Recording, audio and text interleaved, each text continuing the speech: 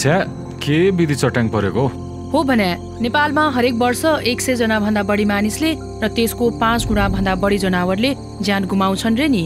होइन, यसबाट जोगिने बस्ने केही उपाय छैन सविता म्याडम? किन नहुनु? चट्याङ ठूलो मात्राको विद्युतीय करेन्ट न हो। यसबाट हाम्रा घरहरूलाई धातुका सामग्री प्रयोग गरी सुरक्षित बनाउन सकिन्छ नि। तामा, एल्युमिनियम तथा जीआईका रड घरको सबभन्दा अग्लो भागमा राख्ने अनि सोही धातुका रड वा पाता जोडेर जमिनसम्म पुर्याउने र तामाको रडसँग जोडी अर्थिङ गर्यो भने धेरै हदसम्म हाम्रा घरहरू सुरक्षित हुन्छन्।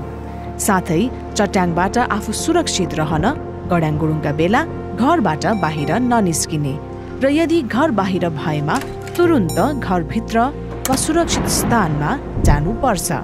सुरक्षित स्थान भन्नाले पक्की घरहरू, बस, भ्यान आदि। तर यस्ता सुरक्षित स्थान पुग्ने अवस्था नरहेमा अग्लो र एक्लो रुखको ओत नलाग्ने, बरु रुखदेखि टाढा टुक्रुक्क बस्ने र खुला चौरमा परेमा टुक्रुक्क बसी टाउकोलाई 2 घुँडाको बीच राखी कान थुन्ने। अनि घरभित्र पुरै सुरक्षित रहन्छौ त?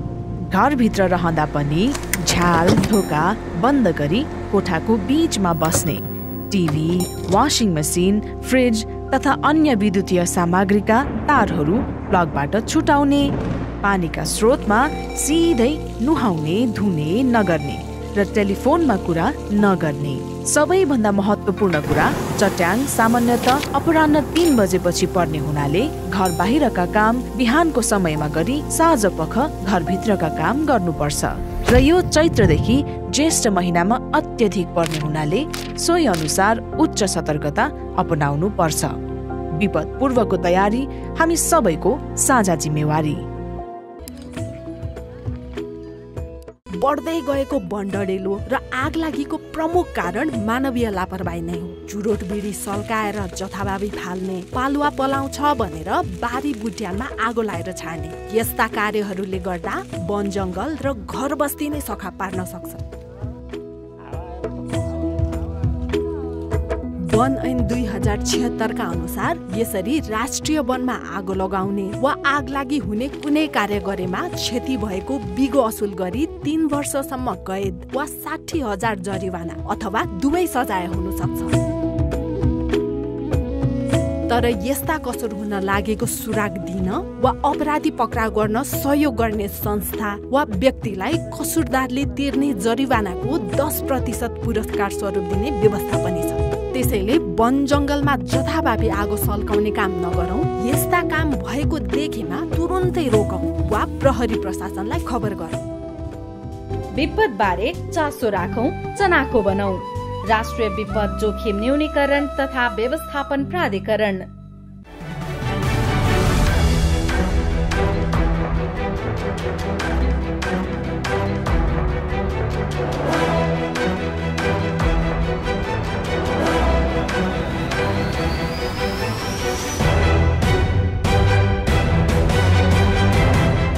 दर्शकवृन्द नमस्कार। कार्यक्रम सुरक्षित नेपालको नवीन र नयाँ श्रृङ्खलामा यहाँलाई हार्दिक स्वागत छ। म किशोर निरौला। राष्ट्रिय विपद जोखिम न्यूनीकरण तथा व्यवस्थापन प्राधिकरण र नेपाल टेलिभिजनको संयुक्त प्रस्तुति कार्यक्रम सुरक्षित नेपालमा हामीले नेपालमा हुन सक्ने र जान सक्ने प्राकृतिक र गैर प्राकृतिक विपदबारे यहाँलाई जानकारी दिँदै क्षति न्यूनीकरणको लागि प्रयास स्वरूप हामीले कार्यक्रम निर्माण गर्दै आएका छौँ। साथसाथै प्राधिकरणका हप्ताभरिका विभिन्न गतिविधि समेत कार्यक्रममा चर्चा गर्दै आएका छौँ। आज पनि प्राधिकरणका पछिल्ला गतिविधि लिएर कार्यक्रममा उपस्थित भएका छौँ। दर्शकबिन्दु, राष्ट्रिय विपद जोखिम न्यूनीकरण तथा व्यवस्थापन प्राधिकरणले यति बेला नमुना परियोजनाका रूपमा देशका 13वटा जिल्लाका 145 पालिकामा सार्वजनिक संरचनाहरूको सर्वेक्षण सुरु गरेको छ। विशेष गरी यस अघि बनेका संरचनाहरूको भौतिक अवस्था, विपद जोखिमको अवस्था र ती संरचनाहरूको तत्कालीन अवस्थालाई मध्यनजर गर्दै यो सर्वेक्षणलाई अगाडि बढाइएको छ। विशेष गरी यसबाट हुन सक्ने जोखिम न्यूनीकरण र समग्रमा 2030 सम्म सुरक्षित नेपाल बनाउने नेपाल सरकारको अभियानलाई मद्दत पुग्ने हिसाबबाट पनि यो परियोजना अगाडि सारिएको छ।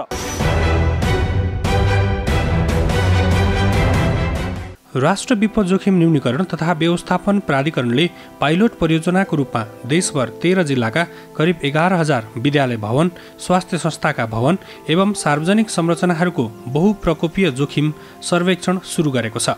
प्राधिकरणले नमुना परियोजनाका रूपमा 145 पालिकामा रहेका करिब 11,000 भन्दा बढी संरचनाको र्यापिड भिजुअल स्क्रिनिङ प्रणाली मार्फत सर्वेक्षण सुरु गरेको हो। सर्वेक्षणको मुख्य प्राथमिकता आगामी दिनमा हुन सक्ने विपदबाट मानिसको जीवन, पूर्वाधार र सम्पत्तिको रक्षा गर्नु रहेको छ। सर्वेक्षणबाट भवनहरूलाई सुरक्षित गर्नुका साथै विपद प्रतिकारको योजना बनाउनु, पूर्व सूचना प्रणाली उपलब्ध गराउनु, सचेतना एवं बीमा कार्यक्रम लागू गर्न राज्यसँग हरेक भवनको जानकारी राख्ने गरी सो सर्वेक्षणले मद्दत गर्ने अपेक्षा गरिएको छ।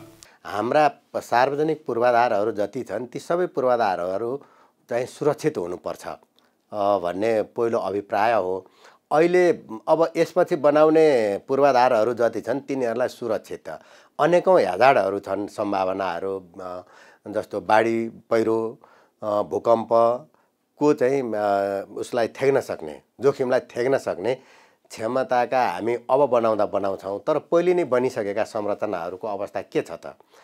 कतिसम्मको भूकम्प आयो भने तिनले थ्याक्न सक्छन्, बाढीको जोखिम कुन स्तरसम्मको थ्याक्न सक्छन्, अथवा पहिरो अथवा हाम्रो चाहिँ अनेकौँ यस्ता जोखिमहरू छन्, त्यसको रेसिस्टेन्ट गर्ने क्षमता कति छ हाम्रा पूर्वाधारमा भनेर हामी तिनको मूल्याङ्कन गर्दैछौँ।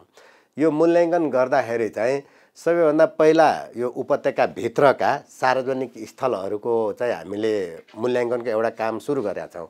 अब त्यसलाई चाहिँ हामीले चाहिँ स्ट्रक्चरल इन्टिग्रिटी एसेसमेन्ट भनेका थियौँ र त्यसमा चाहिँ केही विद्यालय भवनहरू, केही अस्पतालहरू, अब काठमाडौँमा त ठुला अस्पतालहरू छन्, अनि कलेजहरू छन्, स्वास्थ्य संस्थाहरू छन्, अब पुलहरू छन् हैन, हेभी ट्राफिक हुने ठाउँहरू र सडकहरू पनि केही जोखिममा देखिएका छन्। मान्छेले सामान्य आँखाले हेर्दा यिनीहरूको क्षमता कति छ, यिनमा के सुधार गर्नुपर्छ भनेर हामीले उपत्यकाभित्रको एउटा चरणको अध्ययन गरिसकेका छौँ र अब यसका आधारमा त्यहाँ के सुधार गर्नुपर्छ त्यो रेकमेन्डेसन पनि प्राप्त गरेका छौँ।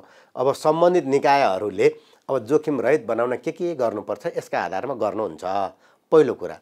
दोस्रो कुरा, अहिले हामीले 13 जिल्लाका 145वटा स्थानीय तहहरूमा रहेका पब्लिक इन्टिटीहरू जस्तो अस्पतालहरू, स्वास्थ्य संस्थाहरू, क्याम्पसहरू लगायत अनि सरकारी कार्यालयहरू, कारागारहरू जहाँ चाहिँ सयौँ मान्छेहरू बस्नुहुन्छ, यी यस्ता ठाउँहरूमा कुनै भूकम्प आएर झ्याप्प गयो भने त धेरैको चाहिँ क्षति हुनसक्छ। यो क्षतिबाट बचाउनका लागि ती घरहरू, ती संरचनाको अवस्था कस्तो छ भनेर हामी मूल्याङ्कन गर्दैछौँ। यसबाट हामीले यति भवनहरूको चाहिँ स्तर पत्ता लगाउँछौँ। त्यो रेक्टोफिटिङ गरेर हुन्छ कि पुनर्निर्माण नै गर्नुपर्ने छ कि अथवा ती ठिक छन् अब यसलाई मेन्टेन गरेर सञ्चालन गरिरहँदा हुन्छ कि के गर्दा हुन्छ, विज्ञहरूले यो चाहिँ सुझाव दिनुहुन्छ र यी सुझावहरूलाई चाहिँ अब सम्बन्धित निकायहरूले कार्यान्वयन गर्नुहुन्छ र ती पब्लिक इन्टिटीहरूलाई, ती संरचनाहरूलाई चाहिँ सुरक्षित बनाउने काम हुन्छ। सर्वेक्षणका क्रममा सबै भवनको भारवहन क्षमता र भवन संहिता पालना भए नभएको पहिचान गर्ने, भूकम्प तथा अन्य विपदबाट सम्भावित जोखिममा रहेका भवनहरूको अवस्थाको अध्ययन गरिनेछ। अहिले हामीले 13 जिल्लाका 145वटा स्थानीय तहहरूमा रहेका पब्लिक इन्टिटीहरू जस्तो अस्पतालहरू, स्वास्थ्य संस्थाहरू, क्याम्पसहरू लगायत अनि सरकारी कार्यालयहरू, कारागारहरू जहाँ चाहिँ सयौँ मान्छेहरू बस्नुहुन्छ, यी यस्ता ठाउँहरूमा कुनै भूकम्प आएर झ्याप्प गयो भने त धेरैको चाहिँ क्षति हुनसक्छ। यो क्षतिबाट बचाउनका लागि ती घरहरू, ती संरचनाको अवस्था कस्तो छ भनेर हामी मूल्याङ्कन गर्दैछौँ। यसबाट हामीले यति भवनहरूको चाहिँ स्तर पत्ता लगाउँछौँ। त्यो रेक्टोफिटिङ गरेर हुन्छ कि पुनर्निर्माण नै गर्नुपर्ने छ कि अथवा ती ठिक छन् अब यसलाई मेन्टेन गरेर सञ्चालन गरिरहँदा हुन्छ कि के गर्दा हुन्छ, विज्ञहरूले यो चाहिँ सुझाव दिनुहुन्छ र यी सुझावहरूलाई चाहिँ अब सम्बन्धित निकायहरूले कार्यान्वयन गर्नुहुन्छ र ती पब्लिक इन्टिटीहरूलाई, ती संरचनाहरूलाई चाहिँ सुरक्षित बनाउने काम हुन्छ। यो चाहिँ अहिले हामीले सुरु गरेका यी अध्ययनहरू हुन् र यो चाहिँ 13 जिल्लामा सुरु गरेका छौँ। अब भविष्यमा चाहिँ हामीले सबैको गर्ने हो, तर अब सुरुवात हो यो। सर्वेक्षणमा खटिएका प्राविधिकहरूलाई विविध प्राविधिक पक्षबारे अभिमुखीकरण गर्न तथा सर्वेक्षण गर्ने निकायहरूबीच चुस्त समन्वय स्थापित गर्ने उद्देश्यले माघको अन्तिम साता 3 दिने प्रशिक्षण दिइसकेको छ। सर्वेक्षणका लागि 13वटा जिल्लालाई 3वटा प्याकेजमा विभाजन गरेर काम सुरु गरिएको छ। सर्वेक्षणका क्रममा mobile application, web reporting platform र जियो रेफरेन्स प्लेटफर्मबाट समेत काम हुँदै आएको छ। अब अहिले त बजेट सीमित प्राप्त भयो, सुरुवातको वर्ष भयो, जनशक्ति बजेटै धेरै प्राप्त भएको भए पनि जनशक्ति पर्याप्त छैन।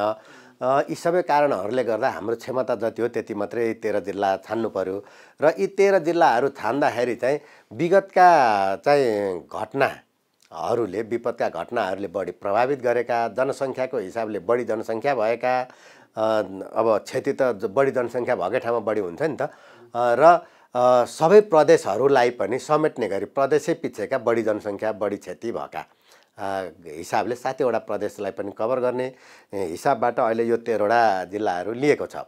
र अब यी अध्ययन गरिसकेपछि विगत र अहिलेको अध्ययनमा मान्छेहरूले धेरै क्वेसन गर्छन्। नेपालमा धेरै अध्ययन हुन्छन्, अनुसन्धान हुन्छन्, रिपोर्ट आउँछन्, दराजमा थन्किन्छन्, कसैले देख्न पाउँदैन भन्ने पनि यो गुनासोहरू रहने गरेका छन्। र अब अहिले चाहिँ हामीले के पनि गर्दैछौँ भने जियो रेफरेन्स पोर्टल भनेर वेब पोर्टल बनाउँदैछौँ। त्यो वेब पोर्टलमा यो जति अध्ययन हुन्छ, विपदसँग सम्बन्धित भएर हामीले अध्ययन गरेका प्रतिवेदनहरू हुन्छन्, यी अब दराजमा होइन त्यो पोर्टलमा हुन्छन्। त्यो पोर्टलमा भइसकेपछि जोसुकैले हेर्न पढ्न पाउनुहुन्छ, सक्नुहुन्छ र कमसेकम आफ्नो जिल्लामा भएको एउटा अस्पताल, जिल्ला अस्पतालको यो अध्ययन भएको छ, यो जोखिममा रहेछ, यो गर्नु भनेर सिफारिस भएको छ, यो किन नगरेको भनेर त्यहाँको जनताले, सचेत जनताले क्वेसन त गर्न पाउने भयो नि त आफ्नो सम्बन्धित सरकारवाला पदाधिकारीसँग। र अब कार्यान्वयनमा जाने सम्भावना यसले चाहिँ स्योर गर्ने भयो, बढी बनाउने भयो। त्यसैले हामीले अहिले गरिने यी अध्ययनहरूलाई यो जियो रेफरेन्स पोर्टल बनाउँदैछौँ र त्यो पोर्टलमा राख्न पनि सुरु गरिसकेका छौँ। अब यसलाई राखिसकेपछि पब्लिक गर्ने हो र सबैले के अध्ययन गर्यो, कुन बिल्डिङको अवस्था के छ। आफू एकछिनलाई भनौँ, हामी वीर हस्पिटल जानुपर्ने छ, भारी वर्षा भइरहेको छ अथवा हिजो अस्ति ठुलो भूकम्प गएको छ, पराकम्पनहरूको जोखिम छ, त्यसको स्ट्रेन्थ के छ भनेर त्यहाँ पस्न हामीलाई स्योर हुन मन लाग्यो भने यो पोर्टलमा पहिला त्यो रिपोर्ट हेर्ने, के भन्ने आएको छ, के जोखिम छ अथवा कस्तो छ सिचुएसन, त्यसका आधारमा स्योर हुने अनि मात्रै पस्ने, अथवा यो यस्तो रहेछ त्यो चाहिँ किन मर्मत नगरेको अथवा किन निर्माण नगरेको भनेर क्वेसन गर्ने गरिकनको हामीले यो पोर्टल पनि तयार गर्दैछौँ। सर्वेक्षणको मुख्य उद्देश्य सार्वजनिक संरचनाहरूको बहुप्रकोपीय जोखिमको जानकारी लिने एवं हरेक भवनहरूको संरचनात्मक साथै गैर संरचनात्मक जोखिमका बारेमा अभिलेख तयार गर्नु रहेको छ। यो सँगै जोखिमयुक्त भवनहरूको सङ्कटासन्नता तथा उपयोगका हिसाबले भवनको विश्लेषण एवं जोखिमका हिसाबले भवनको वर्गीकरण र प्राथमिकता समेत निर्धारण गर्ने लक्ष्य प्राधिकरणको रहेको छ।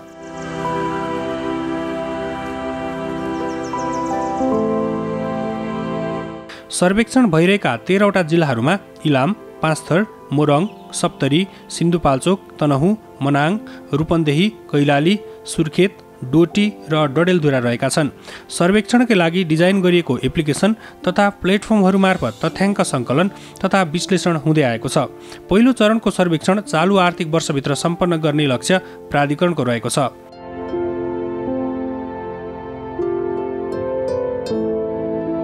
सर्वेक्षणको क्रममा भूकम्प, पहिरो, बाढी, चट्याङ, आगलागी, हावाहुरी जस्ता प्रकोपबाट ती सार्वजनिक संरचना सुरक्षित छन् वा छैनन् भनेर मापन र मूल्याङ्कन गरिनेछ। सुरक्षित नभएका संरचनाको सामान्य मर्मत एवं प्रबलीकरण गर्न सम्भव रहेछ भने सोही अनुसार र त्यो सम्भव नभए पुनर्निर्माणका लागि सिफारिस गर्ने योजना प्राधिकरणको रहेको छ।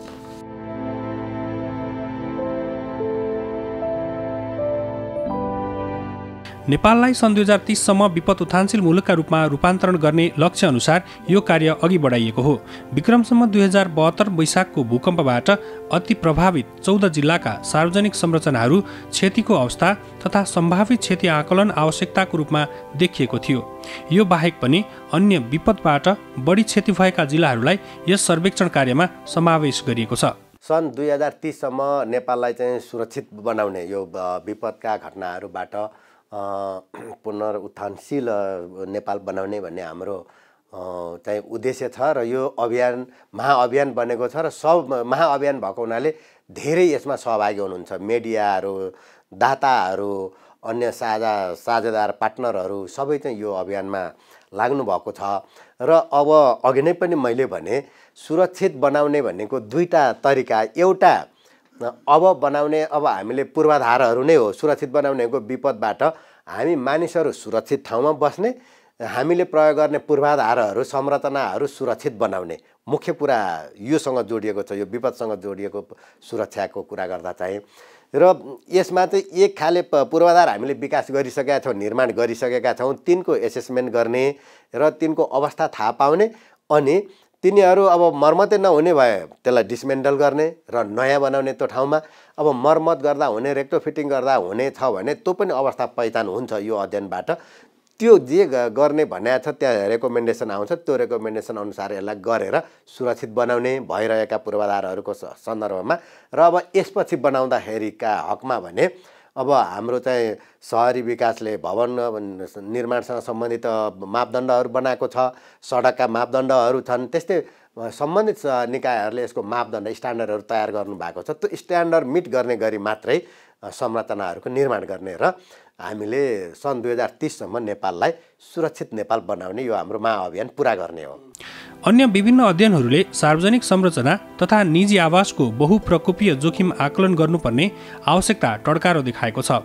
विक्रमसम्म 2069 कार्तिक 23 गते डोटीलाई केन्द्रबिन्दु बनाएर गएको 6.6 म्याग्निच्युडको भूकम्पबाट डोटीसहित अछाम, बाजुरा, बझाङ र डडेलधुरामा 156 वटा विद्यालय भवन, 18 वटा स्वास्थ्य चौकी, 21 वटा सरकारी भवन, 12 वटा सामुदायिक भवन र 18 वटा सांस्कृतिक सम्पदामा समेत क्षति पुगेको थियो।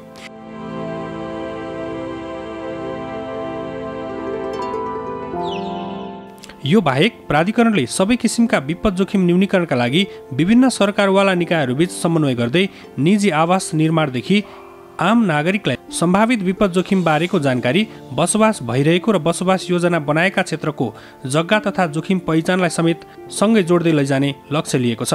कहाँ बसोबास योग्य ल्यान्ड छ, त्यहाँ कहाँ घर बनाउन हुन्छ, कहाँ चाहिँ व्यापारिक केन्द्रहरू बनाउने, कहाँनिर चाहिँ कृषि खेती गर्ने, कहाँनिर उद्योगहरू राख्ने, यो ल्यान्डको युज कसरी गर्ने र त्यो ल्यान्डको जोखिम लगायत धेरै प्रकृतिहरू हुन्छन्, एसेसमेन्ट गरेर उहाँहरूले त्यसलाई चाहिँ तोक्नुहुन्छ। र अब बसोबास गर्न योग्य भनेको ठाउँहरूमा मात्रै घर बनाउनु पर्छ, एक नम्बर कुरा त्यो। तर त्यो योग्य ठाउँ भनेरै तोकेका ठाउँमा मात्रै त सबैको घडेरी हुँदैन, अनि अन्य ठाउँमा पनि छ भने के गर्ने भन्ने कुरा आउँछ। त्यस्तो अवस्थामा चाहिँ माटो परीक्षण गर्ने र के गर्यो भने त्यो घर चाहिँ अन्य त्यो सुरक्षित ठाउँमा भए सरको घर चाहिँ सुरक्षित घर बनाउन सकिन्छ। पिलर कति गहिराइसम्म हाल्नुपर्छ, कति ठुलो पिलर हाल्नुपर्छ, उदाहरणलाई भन्न खोजेको। त्यसमा त्यो पिलरभित्र राखिने रडहरूको चाहिँ स्ट्रेन्थ कस्तो हुनुपर्छ लगायतका कुराहरू चाहिँ अनि रेकमेन्ड गर्नुहुन्छ प्राविधिकहरूले, त्यो नक्सा बनाउनेहरूले। र त्यो जोखिमलाई धान्न सक्ने स्ट्रेन्थको घर बनाउनु पर्छ। यो ल्यान्ड युज प्लानले चाहिँ दिने सबभन्दा महत्त्वपूर्ण कुरा हो। अनि यो कुरा गर्नको लागि चाहिँ पहिलो जिम्मेवारी स्थानीय तहहरूको हो। तर हामीले स्थानीय तहहरूमा यति धेरै अधिकार जिम्मेवारी अहिले सुम्पेका छौँ, त्यसको आधारमा अनुभव कम छ, प्राविधिक जनशक्ति कम छ। त्यसैले उहाँहरूलाई सघाउनु पर्ने, हामी जति पनि हिजो एकात्मक प्रणाली रहेका बखतमा केन्द्रमा सरकारहरू के अरे मन्त्रालयहरू थिए, उहाँहरूको आफ्नो विज्ञता त्यहाँ हस्तान्तरण गर्नुपर्ने अवस्था छ। यो प्राधिकरण चाहिँ अब भर्खरै स्थापना भएको भए पनि यो पनि एउटा प्राविधिक क्षमतायुक्त संस्था हो। यसले पनि यो क्षमता त्यहाँ हस्तान्तरण गर्नुपर्ने, त्यहाँ विकास गर्न सहयोग गर्नुपर्ने छ। र कतिपय ठाउँहरूमा जस्तो अहिले नै पनि हामीले जियोग्राफिकल स्टडी गराएका छौँ, हाइड्रोलोजिकल स्टडीहरू गराएका छौँ। ती स्टडीका प्रतिवेदनहरू उहाँहरूसँग सेयर गरेर त्यो पोलिसी बनाउन हामीले हेल्प गर्न सक्छौँ र त्यो काम हुँदै पनि आएको छ। सार्वजनिक संरचनाको सर्वेक्षणसँगै निजी आवासको पुनर्निर्माण तथा पुनर्स्थापना कार्यमा प्राधिकरणबाट दिँदै आएको अनुदान रकमलाई व्यवस्थित र वैज्ञानिक तरिकाबाट अघि बढाउने योजनामा समेत प्राधिकरण रहेको छ। वर्षेनी हजारौं घरहरूको क्षति हुने, अर्बौं रकम राज्यको तर्फबाट अनुदानमा खर्च गर्नुपर्ने हुँदा बिमा प्रणाली मार्फत सबै संरचनालाई समेट्ने प्रयास प्राधिकरणले गरिरहेको छ। निजी संरचनाहरूमा पनि जोखिम हुन सक्छ र निजी संरचनाको जोखिमको सम्बन्धमा विगतदेखि नै हाम्रो कानुन चाहिँ के छ भने नक्सा स्वीकृत नगरी घर बनाउन पाइँदैन थियो। त्यो गाउँपालिकामा पनि थियो, नगरपालिकामा पनि थियो, तर त्यो हुबहु लागू भएन, एउटा पक्ष रह्यो। अब यो सुरक्षित बनाउनको लागि अध्ययन नै हामीले चाहिँ गराइदिँदै चाहिँ छैनौँ त्यो विषयमा। तर यो विपदमा परेर जो पनि घरबारविहीन हुनुहुन्छ उहाँहरूलाई चाहिँ अहिले पनि हामीले अनुदान उपलब्ध गराउँदै आएका छौँ र अब केही सीमित समयसम्म यो अनुदान उपलब्ध हुन्छ, कन्टिन्यू गर्दैछ सरकारले नै। तर सधैँभरि यो यस्तो कुरामा अनुदान दिएर सम्भव नहुने कुरा विश्वकै अनुभवले देखाएको हुनाले हामी केही निश्चित समय पछाडि बिमा गर्ने प्रणालीमा जाने। हाम्रा जति पनि संरचनाहरू छन्, निजी घरहरू, निजी गोठहरू, निजी सम्पत्ति जस्तो हाम्रा चाहिँ पशुहरू अनि हाम्रा बालीनालीहरू, बोट बिरुवाहरू, बगैँचाहरू पनि चाहिँ हामी बिमा गर्ने र बिमा त्यो क्षति भयो भने त्यो बिमाबाट क्षतिपूर्ति प्राप्त गर्ने मोडलमा अगाडि बढ्न खोजिरहेका छौँ। र यसरी बिमामा जाँदा सुरुमै हाम्रो अभ्यास पनि नभएको, त्यो क्षमता पनि सबै जनतामा नभएको हुनाले त्यो बिमामा जसरी अहिले पशु कृषि बिमामा सरकारले निश्चित प्रतिशत चाहिँ त्यो बेहोरी दिने गरेका छ, त्यसै गरिकन बेहोरी दिने सहयोग गर्ने गरिकन को चाहिँ सोचाइमा अगाडि बढिरहेको छ। यसरी निजी आवास पुनर्निर्माणका लागि भने सहयोग गर्ने एउटा पक्ष रहेको छ भने अब विपदमा परिसकेपछि परेर चाहिँ विभिन्न किसिमले चाहिँ सामाजिक सुरक्षा प्राप्त गर्नुपर्ने परिस्थिति आउन सक्छ। उहाँहरूको चाहिँ वासस्थान नै उडेको हुन्छ, आय आर्जनको बाटो नै सबै चाहिँ खत्तम भएको हुन्छ हैन, उद्योग बगाएको हुन्छ, कृषि खेतबारी बगाएको हुन्छ। त्यस्तो अवस्थामा यो चाहिँ संवेदनशीलतामा आधारित सामाजिक सुरक्षाको एउटा प्रणाली स्थापित गर्नको लागि पनि त्यो अभ्यास एउटा चाहिँ गृह कार्य सुरु भइसकेको छ। विपद जोखिम न्यूनीकरण कुनै एक निकाय वा सरकारले मात्र गरेर सम्भव हुने विषय होइन। यस कार्यमा सम्भावित विपद जोखिमको क्षेत्रमा रहेका नागरिक, सरकार राख्ने सबै निकाय र स्थानीय समुदायले पनि सबै किसिमका विपद जोखिम न्यूनीकरणमा महत्त्वपूर्ण भूमिका निर्वाह गर्नुपर्ने हुन्छ। यसका लागि आफ्नो ठाउँबाट बेलैमा चासो र चनाखो रहन जरुरी छ। यहाँहरू सबैलाई हाम्रो स्थानीय आपतकालीन कार्य सञ्चालन केन्द्रमा स्वागत छ। अब हामीले हाम्रो समुदायमा भएका जोखिमहरू पत्ता लगाएर ती जोखिम कम गर्न योजनाबद्ध रूपमा अघि बढ्नुपर्छ। समूहमा काम गरे विपदका घटना हुनासाथ प्रतिकार्य गर्न सजिलो हुन्छ। यसका लागि हामी महिला समूहको तर्फबाट सदा साथ र सहयोग छ है मेयर साहब। हो नि, अब हामीले रणनीतिक प्राथमिकताका चारवटै क्षेत्रहरू विपद जोखिम बारे बुझाइ, विपद जोखिम शासकीय पद्धतिको सुदृढीकरण, उत्थानशीलता वृद्धि गर्न बृहत्तर जोखिम जानकारीमा आधारित लगानी प्रवर्धन र प्रभावकारी प्रतिकार्य र पुनर्लाभ, पुनर्स्थापना अनि पुनर्निर्माणका लागि मिलेर काम गर्नुपर्छ र बजेट पनि छुट्याउनुपर्छ। यो त हामी सबै स्थानीय समुदायको पनि जिम्मेवारी हो। पालिकाले बजेटको व्यवस्थापन र क्षमता अभिवृद्धिका काम गरेपछि हामीले पनि सहभागी भएर विपदको पूर्व तयारी र प्रतिकार्यमा साथ दिन्छौँ।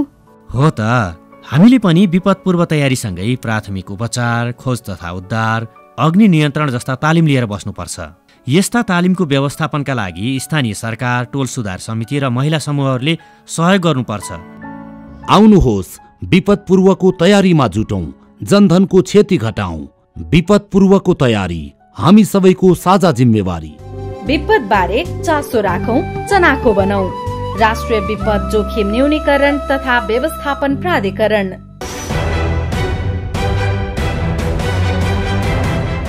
दर्शकबिन, प्राधिकरणले यो सर्वेक्षणलाई अगाडि बढाइरहँदाखेरि नेपालमा जान सक्ने सबै खालका विपदबाट ती संरचनाहरूलाई सुरक्षित बनाउने एउटा मुख्य लक्ष्य लिएको छ भने सन् 2030 सम्म नेपाललाई सुरक्षित नेपाल बनाउने अभियानमा नेपाल सरकारको यस अभियानलाई सँगै साथ दिने उद्देश्य समेत प्राधिकरणको रहेको छ।